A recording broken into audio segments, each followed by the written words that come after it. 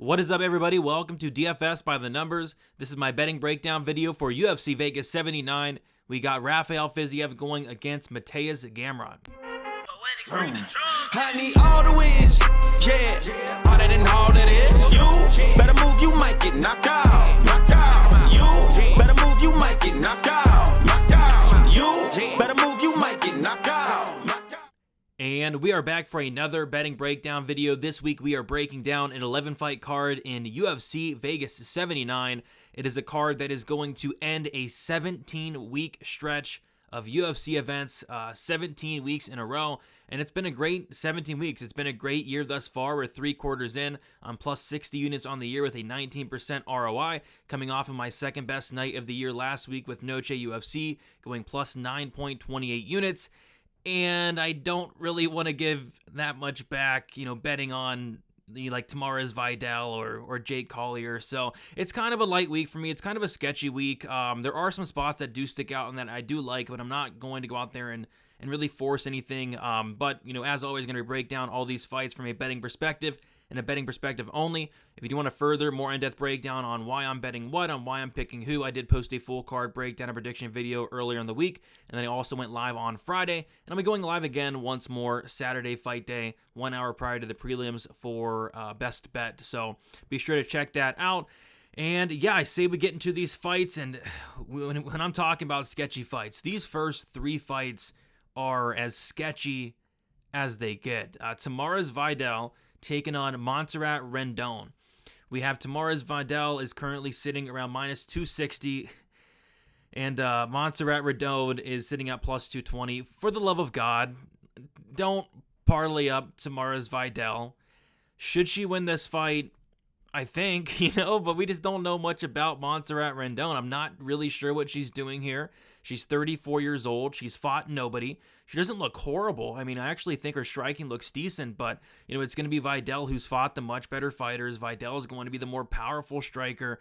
Vidal does have a brown belt in BJJ. I just can't get to anything on this fight. If anything, it might be a poke at Tamara's Vidal inside the distance, but Montserrat Rendon, she's never been finished. All of her fights have went to decision, so she seems to be tough, seems to be durable. So, yeah, I'm going to pick Vidal, but I just can't see myself putting any money on this first fight of the card. Moving on, we got Mizuki Inoue going against Hannah Goldie. And we have another big favorite here in Inoue, who's sitting at minus 325, Goldie plus 275. Another fight where it's like, come on, Inoue's been off for 3 years. And it doesn't feel like it was 3 years ago when she fought Amanda Lemos, but it was 3 years ago. So it was a long time ago since she fought Lemos. The last time she won a fight was against Yanan Wu, which at this point was like 4 years ago just about, and I'm not even sure she won that fight. So, and now she's minus 325. I have to pick Inoue here just based off the fact that I will never, ever pick Hannah Goldie in a UFC fight ever. So yeah, as far as a pick, I'm picking Inoue, but, minus 325. I mean, what are you going to do? I mean, I would lean towards decision. Initially, I thought the submission for Inoue might be live, but that's just not been her game as of late. The last submission, Inoue's gotten was back in 2016, which was so long ago. So another fight where I'm gonna stay away from. I'm gonna pass. God help if you put Inoue in your parlay. She should win though. I mean, come on. It's hard to pick Hannah Goldie, but the fact that Inoue has been out for so long is kind of concerning, and concerning enough for me to not lay the minus 325 price tag. Moving on, we have the People's main event, and I'm actually shocked how many people are like debating this fight back and forth. Like, this fight's the freaking talk of the town. Like, people are very confident in either side, which is kind of funny to me. But yeah, this is a fight that I don't really see myself having to invest in. It's a fight where it's a low-level fight, first of all. Low-level heavyweight fight. I feel like it's definitely going to get greasy. It's a striker versus grappler matchup where on the feet, Jake Collier's the better striker by a mile. And that's not because I think Jake Collier's a phenomenal striker. It's because I think Muhammad Usman's the worst striker in the heavyweight division. I mean, Muhammad Usman's landing less than 1 strike per minute with a 27% accuracy. So he's throwing nothing. And when he does throw, he doesn't land more often than not.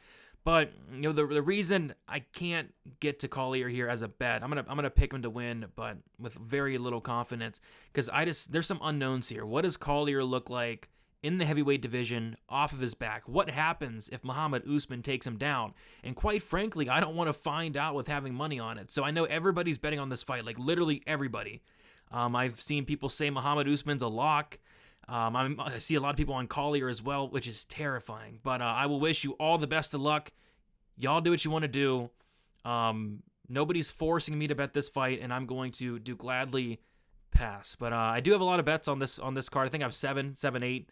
But I can't get to any of these 3 fights. I mean, it's ridiculous, these 3 fights. So it's gonna be a hilarious fight. The Collier Usman fight should be very hilarious. It's gonna be a fun fight, funny to watch. It's gonna be so much fun watching it without any money on it. But good luck to everybody on it. It's got to be the dog or pass for me, but it's a pass. Moving on, we get to some action here for me.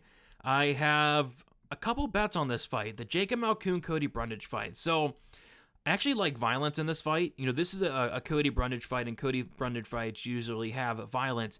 And what stuck out to me was in the Cedricus Dumas fight versus Cody Brundage, the fight doesn't go with something ridiculous. Like, it was like minus 600, 700 even.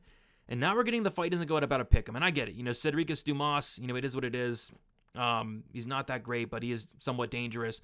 Malcoon's the opposite of dangerous. Malcoon's not finished anybody, but, I feel like Cody Brundage is kind of a killer-be-killed fighter. This guy's a finisher. He's been finished quite a few times. So, yeah, I think violence is the answer, but this is how I'm playing it. So I was on my live stream on Friday, and I look up what the Cody Brundage first round prop is because I was curious, and I didn't bother to look at it originally. And I looked it up, and I see plus 1,700, and I'm like, okay, that's wrong. That's not a real line. It must be an error. And then I go to BetRivers Sportsbook, and it is not an error. They have Cody Brundage to win in round 1. No method. Just to win in round 1 at plus 1,700.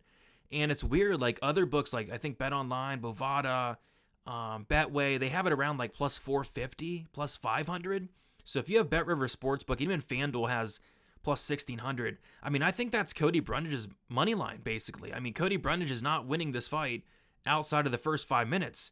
And in these first 5 minutes, he will have some opportunities. We've seen Malcoon knocked up before. Cody Brundage has a lot of power. He probably will jump that Gilly.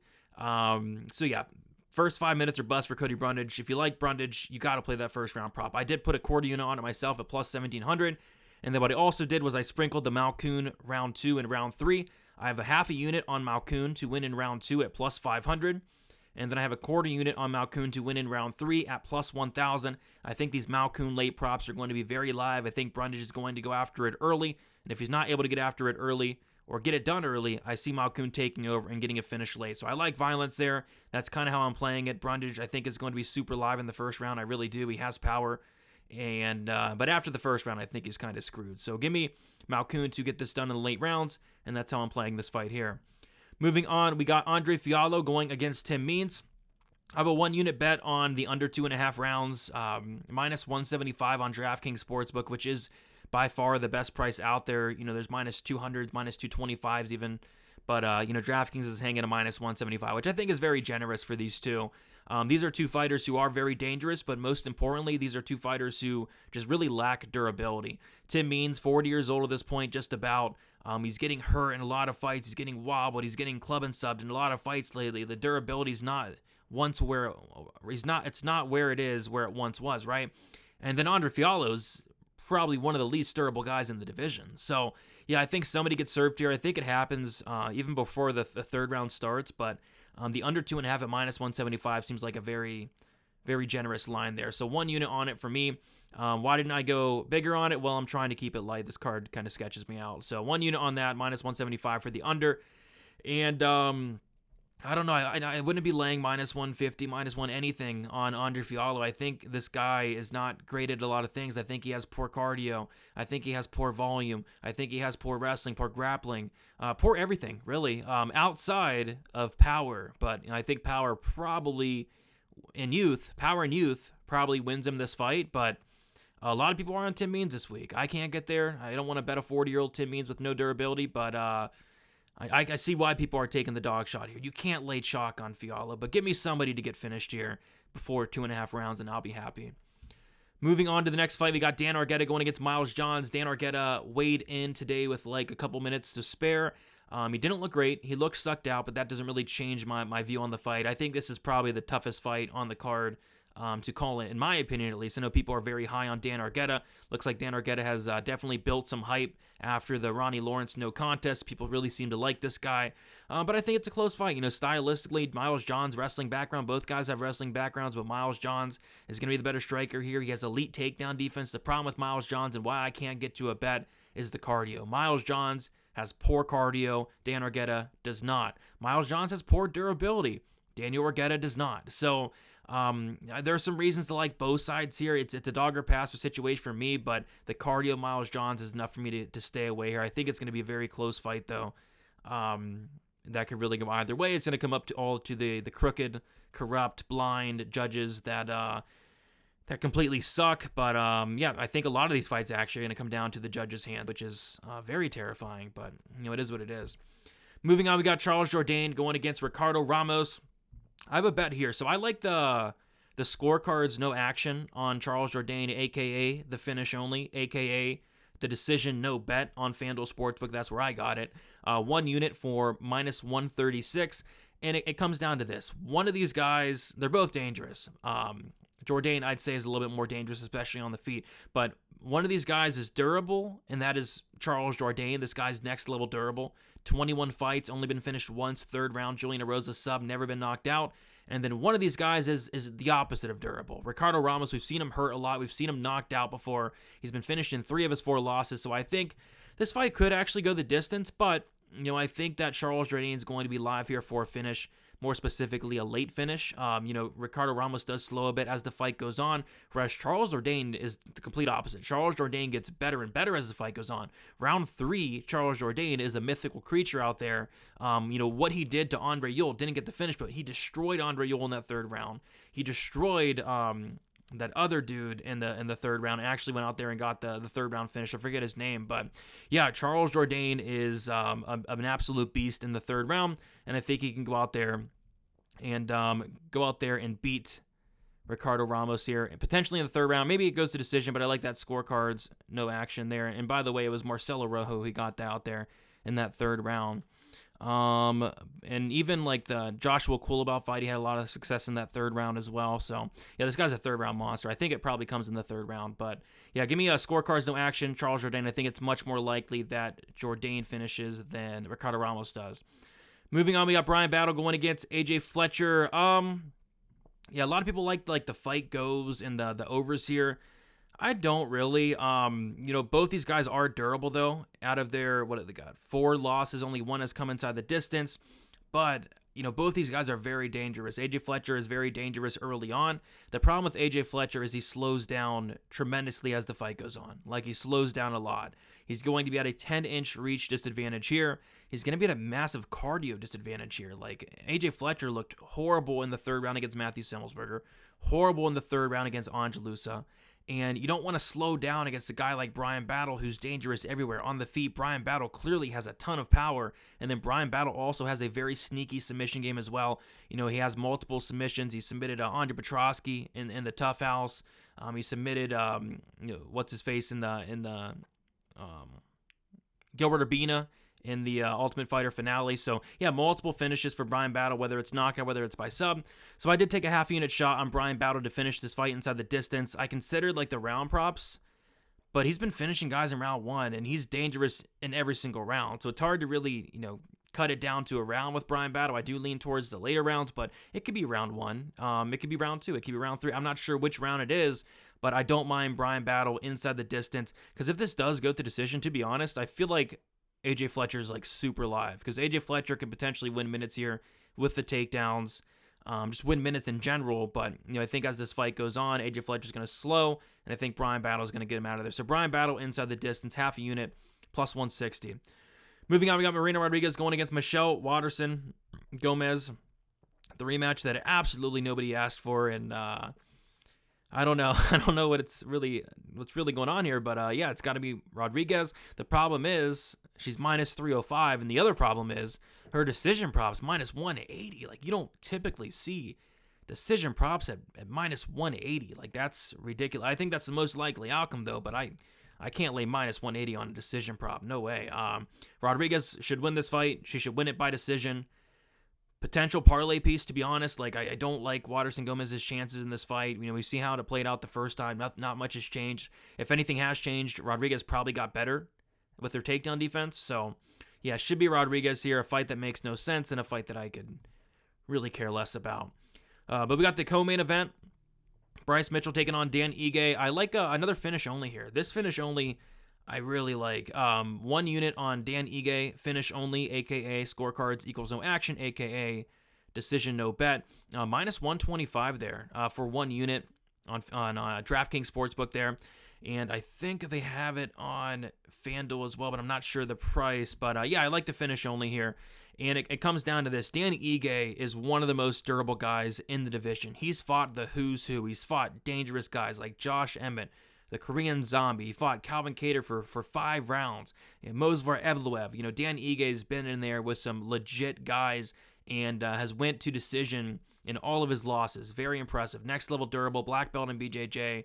You can't, it's really hard to finish this guy. Whereas with Bryce Mitchell, I think he's durable as well, but when Bryce Mitchell is losing fights, he is getting finished. He got finished on The Ultimate Fighter. He got finished in his only submission loss. He got finished as an amateur as well by submission. All these are by submission. So when Bryce does lose and has lost, it has been inside the distance. So I think Dan Ige is going to be the more dangerous guy, especially on the feet. So I like that finish only, minus 125. I think it's off. I think it should be more heavily in favor of Dan Ige. In terms of how this fight plays out, I think it's a close one. I really do. I think this fight probably does go to decision.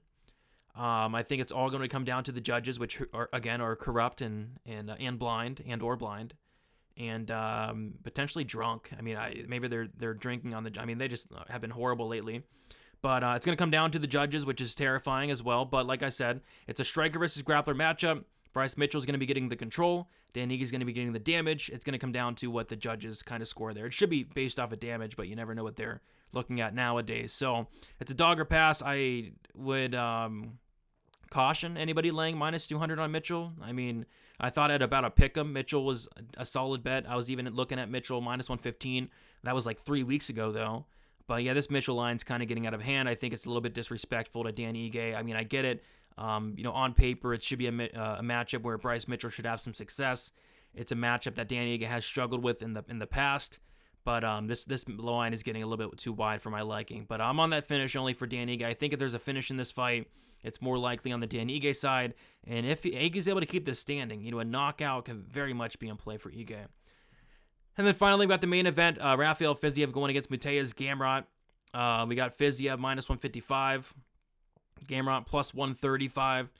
And yeah, not much sticking out here. I think the line's about right. Fiziev minus 150 makes sense to me. If this was a 3-round fight, I'd probably be max betting Rafael Fiziev. It's just a 5-round of things, kind of makes it a little bit iffy for me because we have seen Fiziev slow down before, like in 3-round fights. Like, he's either losing or being competitive in the third round against guys like Mark Diakese, guys like Bobby Green, guys like that. So, but yeah, I mean, I think Fiziev can at the very least win these first 3 rounds. I think Fiziev can even potentially knock down Gamrot early. It's just I'm not sure Fiziev knocks out Gamrot. Gamrot has been knocked down in his last 3 fights, but if you go back and watch those fights, each and every time he has been knocked down, he recovered in less than a split second. So I think Gamrot is very durable. I think this probably goes to full 25.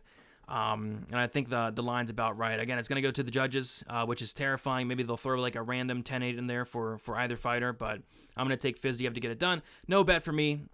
No reason to really jump into this fight. I think it's lined about correctly. I was considering maybe the Fiziev knockout prop, but Gamrot's super tough, so not going to quite get there. So, yeah, that's about it, guys. Not a ton for you this week. I had a lot more last week. But it is what it is. Jourdain, scorecards, no action. Ige, scorecards, no action. The under 2.5 in the Means fight.